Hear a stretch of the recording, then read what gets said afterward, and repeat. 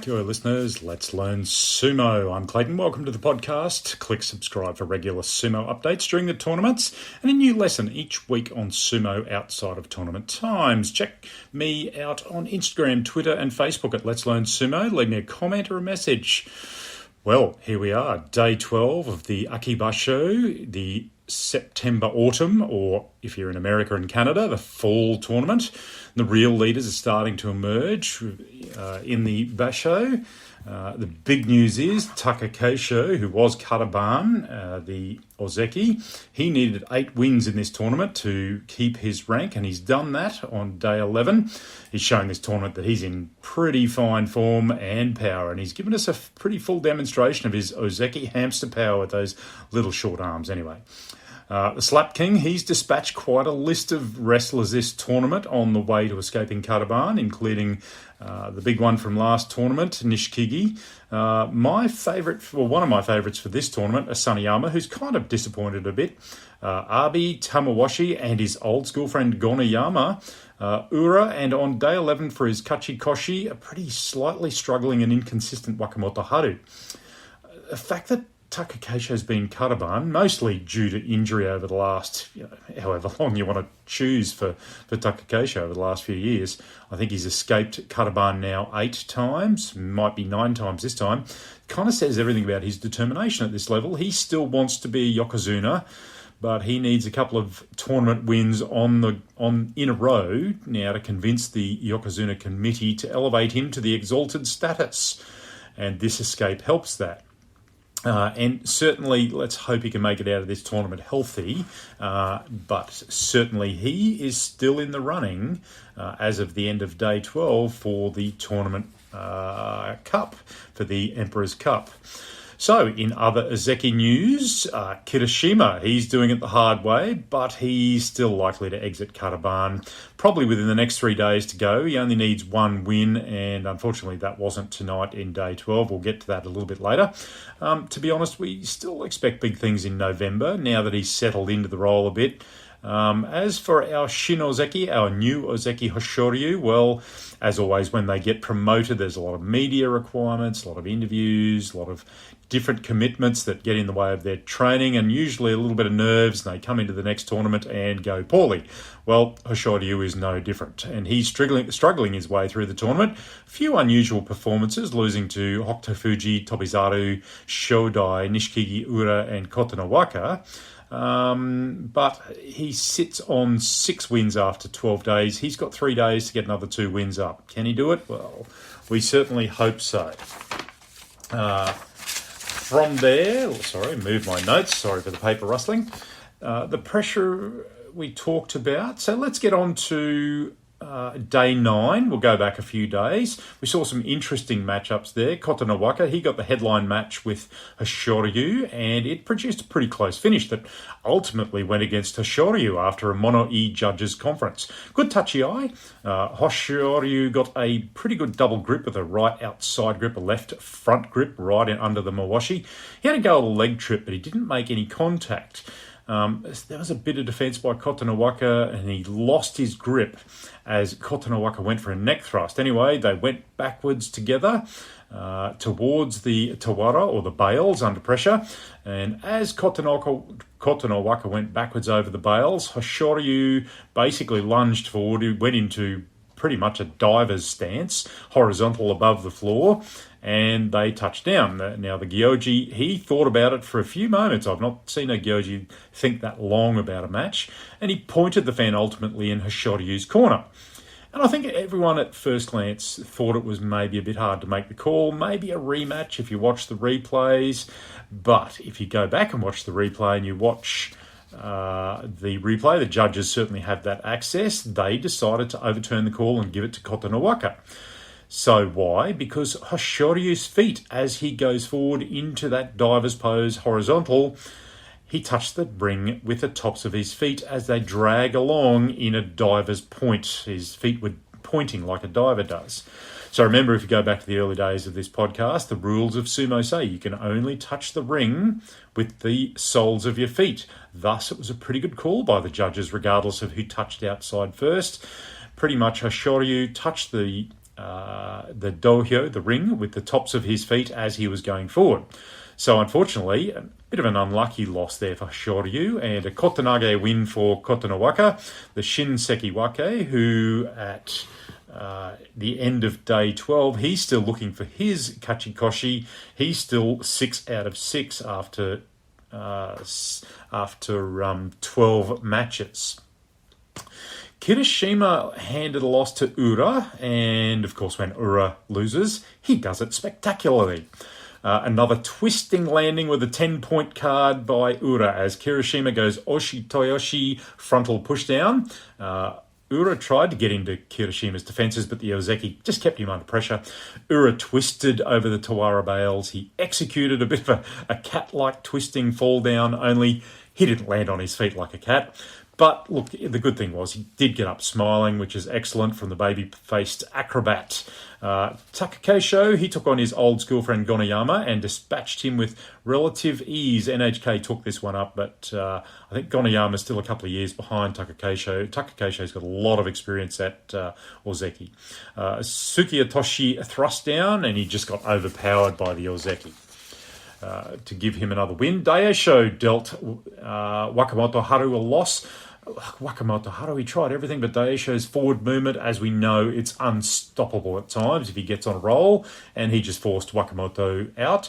Look, it wasn't a bad loss, and Wakamoto Haru, he tried everything to defend, but Daisho, like I said, he's in that channel, and it's hard to get out of it. Our Magashira 1 and Komusubi matchup of Hokuto Fuji and Nishikigi. Look, two very similar wrestlers on the dohyo, and Hokuto Fuji's shown this tournament he's not a flash in the pan. He's got some pretty good form. He just used Nishikigi's defense against him for a Tsukidashi slapdown. Abi beat Tobizaru on day 9. Tobizaru's feet just seemed to get stuck in the bout, stuck a little bit. A bit of Sapari thrusting from Abi, and he was over the bales. Meisei, he executed a pretty good Sotogake leg trip to take Shodai down. Asanayama inflicted a bit more pain onto the hapless Tamawashi, who was just in a poor position after the Tachiai. He was 0 wins from 9 matches after that on day 9. In good news, Midori Fuji showed some good signs by beating Shonanumi. He got a pretty good body grip on Shonanumi, and he came away with a pretty unusual Makiyatoshi underarm grip twist down win. Not a Kimirate you see every day. Atami Fuji, who is deeply in favouritism for this basho from his Megashira 15. He got a pretty easy win against the lower-ranked Kinbozan. Pretty good front grip at the Tachiai, and he just run him straight back. That got Atami Fuji to 8-1 after day 9. Takeyasu, the big bear, he gets a big bear hug on Kota Echo, and he went 8-1 also. And so after day 9 action, that left Takeyasu and Atami Fuji in the lead at 8-1 each. Day 10 saw a few lower rankers in the lead, and the Karaban Ozeki still looking for wins, and didn't work out so well for Kirishima, who lost to Nishikigi. Good Tachiai, but Kirishima moved laterally after the initial hit, and Nishikigi went with it.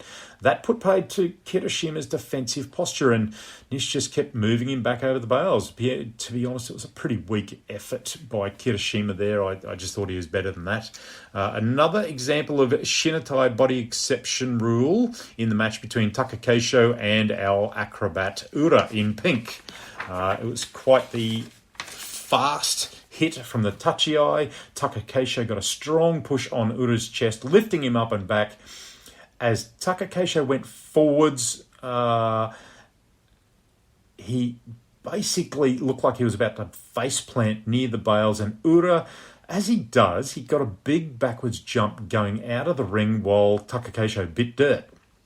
I think this is a bit of a weakness of Ura. You see other Rashiki, as they go backwards, they try desperately to keep a foot on the bales, but Ura, for some reason, he did this back in July, when he goes backwards, he jumps and gets both his feet in the air, and that leaves him open to a dead body rule where he leaves the ring.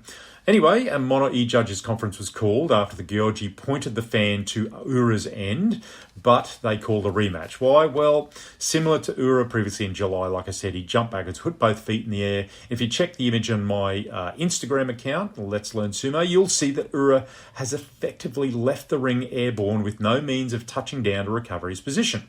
And so Takakeisho initiated the forward move, so he gets some advantage in that situation, and Ura is seen as unrecoverable in that position.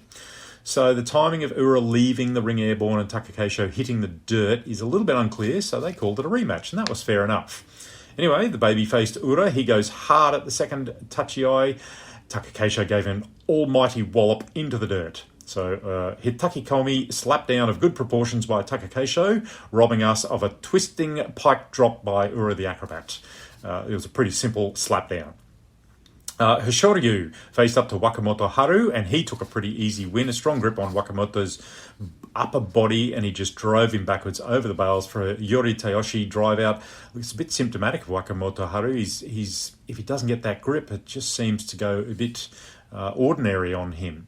Anyway, Daisho, he met up with Asanayama. He pushed a little bit of a pushing battle that lasted all of a few seconds. Both got a pretty good strong hit at the tachi-ai, and Asanayama, he tried to push hard against the inevitable Daisho pushing. He got a bit forward. Daisho got a bit of a grip on his arm, and then he went down Tsukiotoshi. To be honest, it was probably a bit more momentum that took him down rather than Daisho's grip. It was a pretty nothing grip, but they do call it that way sometimes. Kotonowaka, he took out Meisei pretty easily. The big pillow, who was just a bit too stable, had a bit too much balance and force, and Meisei was out Oshidashi quick time. Tobizaru, he tried in vain to give Hokuto Fuji a neck massage from behind as Hokuto Fuji gave a bit of balance up going forward. And after he tried 3 times and Hokuto Fuji regained his balance, he deposited Tobizaru in the seated Gyoji's lap outside the ring and wrinkled his fine uniform with dirt and sweat, which is a bit rude. Battle of the Leaders, Takayasu and Atami Fuji. They met up on day 10 and they're both at 8-1.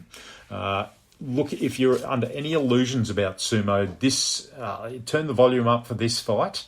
The grunt of effort at the tachi-ai should just eliminate any illusions about it being an easy sport. The hit of 2 very large men at the power thrust is something to hear. They put in deep effort there. Takayasu, he did pretty well to defend from Atama Fuji, and they battled. They're similar weight. They battled with thrusts in the centre until Takayasu turned a bit.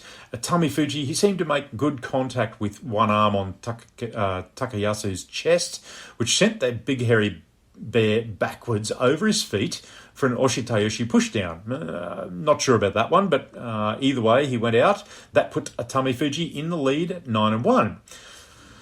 Gee, I hope Takayasu is not the runner-up yet again. He's been runner-up so many times. For me, that was probably the match or move. For me, the match of the day was probably Midori Fuji and Kageyaki. It seems Midori Fuji has got his confidence back. He's returned to what I can only think of ways that really got him to the top division in the first place. More of it from me, I say. Kageyaki was reasonably upright at the tachi-ai, and he's certainly much taller than Midori Fuji. Midori Fuji went straight for the body grab up under Kageyaki's armpit. He had to reach up a fair way, and he had a better grip under the left armpit. Then he tied up Kageyaki's other arm under his chest. And it looked like Midori Fuji had to reach up to get a grip, given the height difference, and they stood there for a bit. It looked a little bit uncomfortable. But Midori Fuji went for a bit of a leg sweep. And to me, it was a bit more of a distraction than anything. It barely contacted Kageyaki's right leg, but it was enough to unbalance him. And Midori Fuji used his balance and pulled him back to the Tawara bales and threw the most glorious signature Karasukashi underarm throw for the win. Good to see. Day 11 was Kachikoshi Karaban escape day for Takakeisho. We'd say that 5 times quick, with a relatively easy win on Wakamoto Haru, who is struggling for his last 2 wins. Wakamoto Haru is just too upright at the charge. He did a bit of a lateral movement, but in the end, Takakeisho just steamrolled him out. Oshitayoshi pushed down over the bales for Takakeisho's 8th win and confirms his Ozeki status for November. and gives himself some protection. Takanosho gave Hoshoryu a run for his money. It looked like Hoshoryu had it at the charge. A bit of defence from Takanosho, and they ended up in a grip with both having a right-hand grip. He stood there for a bit, and Hoshoryu initiated the movement, and Takanosho tried for a throw, something that perhaps you might see Terunofuji do, but Hoshoryu just pulled him along the edge of the bales and executed a twisting kotanage throw for his 5th win of the tournament, taking them both to 5 and 6. So Hoshoryu still got a bit of work to do there. Kotonowaka helped Kirishima to 1 win away from his Karaban exit, despite some good efforts from Kotonowaka. He just didn't have the grip to toss Kirishima Kotanage, and Kirishima effectively lifted him over the bales with a belt grip Yorakiri push-out, 7 and 4 for Kirishima, 6 and 5 for Kotonowaka. Hairy Bear Takayasu, he got his Basho run blunted again by Daisho. Tried some Sapari thrusting on Daisho, but he never really got going. He was helped out by a pretty decent push. Oshidashi moving Daisho to 7 and 4. Takayasu, who's already got his Kachikoshi, he's on 8 and 3. So from there, our leader, Atami Fuji, met the flying monkey, Tobizaru. His performance before the touch-out took a bit of time. Tobizaru, once they got going, he got a grip, but he lost it pretty quickly. And Atami Fuji got a grip at the rear and executed what you can only call as a super powerful Watanage belt throw, which clean lifted Tobizaru off the ground like Midori Fuji's lift on Hokuseiho last tournament at the end. It was definitely move of the day, as well appreciated by the crowd. Maybe not appreciated by Tobizaru, though. 10 and 1 for Atami Fuji, and a serious contender at this point. Bear in mind, he's not faced too many of the... Tobizaru is probably the most senior person he's faced so far, so he's still got to face a few more after that. I have to mention Ura's fight again. I watched this fight, and it just made me laugh. Ura went down low, but Abi thrusted his way, forcing Ura to try something different. He dodged, he went a bit lower, and he went forward, and he was helped down to the dirt with a Hatakikomi slap down, but Ura wasn't done, as he executed a bit of a roll that a young gymnast would be proud of to finish the bout. He got up with a cheeky little smirk. It was worth the price of entry. Abi, 7-4, 1 win off his Kachikoshi. Ura, a bit of work to do at 5 and 6. Again, Midori Fuji seems to have fired for the late part of the tournament. He's got a bit of confidence back. Another decent throw, this time on Sadanumi. And it was a Sukiyanage beltless arm throw. Looks very similar. Worth a look at that throw. Again, gets his arm up under the armpit and it works for him. That takes Midori Fuji from his really poor opening record to a better record of 6 and 5. With only 2 wins at the end of day 11 to get his winning record with 4 to go. So we move into day 12. Some of the early bouts on day 12 saw Midori Fuji again. He was up against Miyagiru. Miyagiru on 7 and 4, Midori Fuji at 6 and 5 at this match. Look, he got another win, and Miyagiru, these guys, I'm sure they don't watch the videos before they go up against Midori Fuji, or maybe they thought he's given up on these Sukiyanage throws, but that's exactly what he did. Got his arm up under the armpit and did exactly what he does. It was a good win. It was a confidence win. Hokuseiho, we haven't really spoken about him much in this tournament, our one-armed bandit. He's 8 and 4 after tonight. He had Dai Shoho, who's basically only on 3 and 9, but they're both big men, and they got into a bit of a grip battle, and Hokuseiho just spent probably about a minute trying to lift incrementally Dai Shoho back over the bales for the win. That gets him to 8 and 4 tonight. Still in contention, maybe not quite there though. Tsurugisho, he is on 8 and 4 after tonight. He got a win up. He lost to Ura, which basically very close to putting paid to his tournament, given that they're chasing a 10 win with only 3 matches to go. Where are we? Ura, he got a hold on the front. He tried a few things, but he eventually got a leg wrap around Tsurugisho. They both turned very awkwardly and went on one leg, and Ura just got him over and got the win for his 6-6. It was a really awkward one-legged throw, but Ura just had a fraction more strength there. Where are we? Arby got a win against Endo with a good old hanker. It was a quick win, pulled him down as he went past. That gets Arby to his Kachikoshi and 8-4. From there, Hokuto Fuji versus Onosho. Onosho got that one for his Kachikoshi, 8-4. Hokuto Fuji is still looking for it. He's at 7-4. Meisei, he got a win over Takanosho. So he's now 6-6. Takanosho 5-6.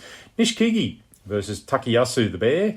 Look, it was a good thrust at the opening by Takayasu. Nishikigi went for a big thrust and he just got slapped down Takikomi.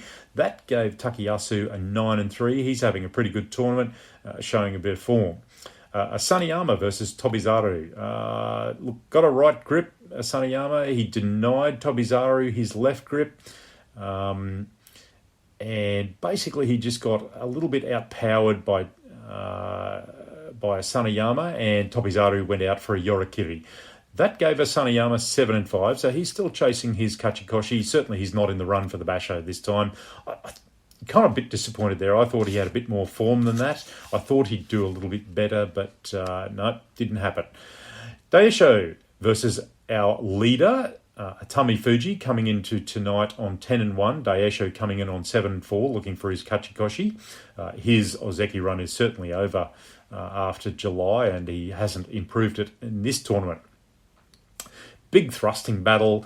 Daisho, like I know we've spoken about it before, Daisho stumbles on his balance a bit. He gets a bit too lunging forward, and he gets taken down Takikomi fairly regularly, but he kept his balance. He kept at it, kept thrusting, and he just caught Atami Fuji out a little bit. Atami Fuji retreated and pulled Daisho, but Daisho got a bit of a pull on him, and Atami Fuji just went down forward, took a loss, Suki Atoshi loss, which leaves Atami Fuji on 10-1, gets Daisho up to 8-4. Which is interesting because Kotonowaka and Takakeisho were next. I would say this is a pretty easy win for Takakeisho. Strong pushing event, Oshidashi push-out, but that moved Takakeisho to one win away from Atami Fuji. Bear in mind, Atami Fuji has to face a few of the Ozeki coming up tomorrow. He's got, let's go to my little list here. So tomorrow, Atami Fuji will face Takakeisho. That will be a test for him. They're both big fellows. Given the form that Takakeisho's in, I would suggest that Atami Fuji's going to have his work cut out here, and that could put Takakeisho equal with Atami Fuji if he wins. So it's a really important battle tomorrow night for Atami Fuji and Takakeisho. I think you'll find tomorrow night's battle will sort out who is likely to win the tournament. After that, Kirishima and Wakamoto Haru. Look, Wakamoto Haru put Kirishima under pressure from the start. I just thought Kirishima didn't quite get there. He didn't quite get his grip, and he went backwards under a bit of pressure. And just before he went down, and I'd say he went down quite awkwardly, he stepped out just his back foot and then smacked down into the dirt. It was a little bit awkward from Kirishima. I think he hurt his finger or something. That helped Wakamoto. Wakamoto Haru was desperately looking for a win at 7-5 now, and sharing that with Kirishima on 7-5. So good to see from Wakamoto. I still think Kirishima will get it. He's got 3 days to get his one match to get away from Karaban. Last match of the night was Shoryu versus Gonoyama. A little bit of a stare-off before the Tachiai. Pretty good pushing to begin. A little bit of a push to the neck. Shoryu denied Gonoyama his grip. He really was pretty good at defense off the Tachiai. Pushed back, got him Yorikiri as Shoryu went out. He Anyway, so he got the Yorikiri win. It was a fairly easy win in the end. Shoryu really desperately needed that one. That took him to 6-6. Gonayama is stuck on 7-5. To be honest, I think Gonayama will get his he'll get his Kachikoshi, I would think. He's facing Daisho tomorrow. Not an easy battle for him, so not so easy. Shoryu tomorrow night has a hard one against Kirishima. Both of them looking desperate for a win. That will be an interesting battle last up tomorrow evening. So we've got Kirishima and Hoshoryu both looking for Kachikoshi. Atami Fuji and Takakeisho, that will be the match of the day, I would suggest, and that will play a big part in determining which one of those guys is likely to win the tournament. Atami Fuji gets it, that gets him to 11. I don't think anyone will overtake him if he gets to that tomorrow night. If Takakeisho wins it, it is a must-win for him. That'll make him equal with Atami Fuji, and it'll likely go down to the wire. Daisho and Gonayama, I think you'll find, look, I'd put my money on Daisho. That one, he's got his form back a little bit. I think he's a bit disappointed in himself. One of the interviews he said he was a bit disappointed with the way he started the tournament, but it seems to have come back to him. Wakamoto Haru and Tsurugishu, I would think that Tsurugishu's got his Kachikoshi. Wakamoto Haru is looking for one win to get it. I'd still pretty much give this to Wakamoto Haru. Kotonowaka and Abi, I would perhaps think that Abi is probably favourite going into this, but Kotonowaka is not having a great tournament. He's 6-6, still looking for 2 wins. He'll be a little bit desperate there. He won't want to lose his Shin Sekiwake rank on the first tournament. Nishikigi and Shodai tomorrow, both on 5-7, both in a little bit of trouble there. Onosho and Tobizaru, I would think Onosho is probably favourite to get that one at 8-4. He's running this tournament. Tobizaru is not having a great tournament at 5-7. Nothing particularly wrong with Tobizaru. I think he's just been a little bit unlucky. Few people have presented some pretty good defence to him. Hokuto Fuji versus Takayasu. 9-3 Takayasu, 7-5 Hokuto Fuji looking for his Kachikoshi. I would think that Takayasu's in pretty good form here and he's thrusting fairly well, but I wouldn't count out Hokuto Fuji. That'll be a good match. Ura and Meisei, look, I'm not going to miss that one. I'm looking forward to what sort of acrobatics Ura's going to present. The other matches that might be of interest, Midori Fuji and Koto Shoho. Let's see how he goes. Endo Nishiki Fuji should be an interesting match. Poor old Endo has not had the best tournament. He's sitting on 7-5. He's still got a chance to make Kachikoshi. Nishiki Fuji is in deep trouble at Megashira 13 at 4-8. He may find himself falling way down to the list, and he's maybe not in trouble of going to Juryo this tournament. There's a few other guys that are in deep trouble and probably likely to go down after this tournament. So there we are for the end of day 12. I think it's going to be a very interesting day tomorrow. I certainly am not going to miss those last few matches and the Takakeisho Atami Fuji match. That's a must watch tomorrow. I think that'll have many sponsors on that one. You'll see banners walking around that for probably a good 5 minutes before they get to the Tachi-ai there. Anyway, I hope you're enjoying the tournament. It's there's been some interesting moves, a couple of unusual Kimerate, both in the top division and the lower divisions. I'll go through some of those unusual ones. We'll explain them in the review after the tournament. We'll go through some of those weird ones. We'll look at any of the funny rules that might have applied. But let's see where we go tomorrow night and see who's likely to win this tournament. Okay, everyone, listeners, have a good night. Enjoy the tournament and what's left of it. And I'll talk again as we approach the end. Hakioi, let's learn sumo.